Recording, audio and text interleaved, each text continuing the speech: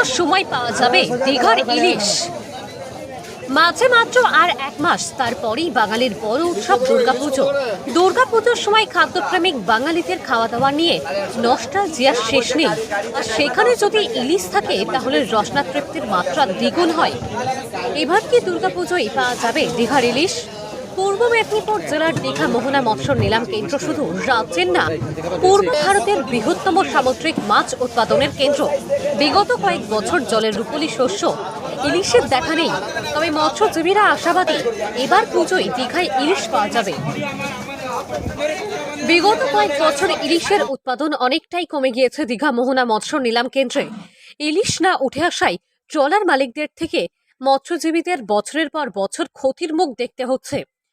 চলতি বছর মাছ ধরার মরশুমের প্রথমের দিকে ইলিশের দেখা পাওয়া যায়নি। বর্তমানে আগস্ট পেরিয়ে সেপ্টেম্বরে সেই চিত্রটা কিছুটা বদল হয়েছে।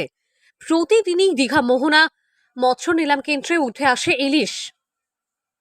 সেপ্টেম্বরের প্রথম সপ্তাহে উঠে আসা ইলিশের সাইজ অন্যান্য বারের তুলনায় অনেকটাই ছোট। তাতে কিছুটা হলে হতাশ মৎস্যজীবীরা। চলতি বছর মৎস্যজীবীরা আশা করেছিলেন এবছর ভালো পরিমাণ ইলিশ মাছ উঠে আসবে। শুধু ইলিশ নয়, ইলিশের পাশাপাশি অন্যান্য সামুদ্রিক মাছও উঠে আসবে।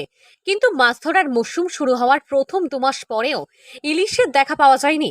দীঘার মোহনা মৎস্য নিলাম কেন্দ্রের মৎস্যজীবীরা জানান, যেখানে প্রতিদিন প্রায় 7 থেকে 10 টন ইলিশ মাছ উঠে আসার কথা, সেখানে মেরে কেটে কয়েক কুইন্টাল ইলিশের দেখা মিলছে। শুধুই ইলিশ না, ইলিশের পাশাপাশি পমফ্রেট, চিংড়ি, ভোলা সহ অন্যান্য ধরনের সামুদ্রিক মাছের যোগান চলতি বছর অনেকটাই কম। তবে সেপ্টেম্বরের শুরু থেকে কিছুটা হলেও দীঘায় ইলিশের চিত্রটা বদলেছে।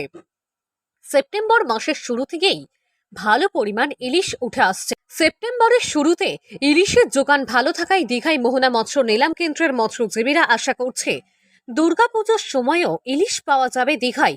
মূলত ছোট নৌকা ও ভটভটিগুলি থেকে উঠে আসছে ভালো পরিমাণে ইলিশ, আর তাতেই আশায় বুক বেঁধেছে মৎস্যজীবীরা। এ বিষয়ে দীঘা মোহনা ফিশারম্যান অ্যান্ড ফিশ ট্রেডার্স অ্যাসোসিয়েশনের সহসভাপতি নবকুমার পাইরা মাছ ধরার মরশুম শুরু থেকেই ইলিশের দেখা পাওয়া যায়নি। তবে সেপ্টেম্বর মাসের শুরু থেকে ইলিশ নিয়ে চিত্রটা বদলেছে।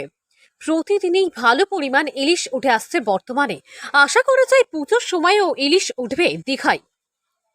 পুজো মানেই খাদ্যরসিক বাঙালির নস্টালজিয়া, তাদের এই নস্টালজিয়া পূরণ করবে দীঘার ইলিশ, এমনটাই আশা করছে দীঘার মৎস্যজীবীরা। এর পাশাপাশি অন্যান্য সামুদ্রিক মাছের যোগান বাড়বে। পূর্ব মেদিনীপুর জেলার দীঘা থেকে সৈকত শ্রীর রিপোর্ট, লোকাল 18 বাংলা।